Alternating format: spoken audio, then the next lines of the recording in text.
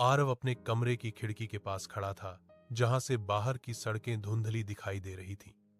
कमरे के भीतर बिखरा हुआ सामान इस बात की गवाही दे रहा था कि आज यहां से कुछ हमेशा के लिए जा रहा है। ईशानी बिस्तर पर बैठी अपना छोटा सा सूटकेस बंद करने की कोशिश कर रही थी, पर उसके हाथ कांप रहे थे। क्या तुम्हें याद है ईशानी? आरव ने बिना मुड़े कहा। जब हम इस घर में आए थे, तब यहां सिर्फ एक गद्दा और एक पुरानी गिटार थी, पर हम कितने खुश थे। ईशानी रुकी। उसने सूटकेस से हाथ हटा लिया और कमरे के खाली कोनों को देखा। याद है आरव, हम घंटों फर्श पर बैठकर ये सपने बुनते थे कि दीवारों का रंग क्या होगा, पर हमने ये कभी नहीं सोचा था कि एक दिन ये दीवारें हमें ही काटने दौड़ेंगी। दरारें जो भर न सकीं।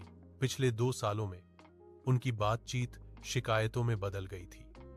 आरव अपनी लेखनी की दुनिया में इतना खो गया कि उसने ईशानी की खामोशी नहीं पढ़ी, और ईशानी अपने करियर की दौड़ में इतनी आगे निकल गई कि उसने पीछे मुड़कर आरव का हाथ नहीं थामी।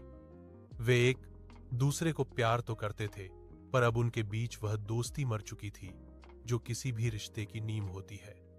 आरव, मैं तुम्हें अब और दुखी नहीं देख सकती, ईशानी ने उसके पास जाकर धीमे से कहा, और मैं खुद को भी इस रिश्ते के बोझ तले दबते नहीं देख सकती।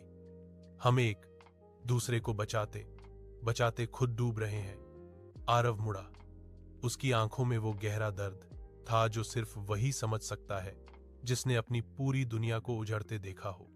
उसने ईशानी का चेहरा अपने हाथों में लिया। ईशानी, क्या वाकई कोई रास्ता नहीं बचा? क्या हम एक बार फिर कोशिश नहीं कर सकते? ईशानी ने रोते हुए अपना सिर हिला दिया। कोशिशें थक चुकी हैं,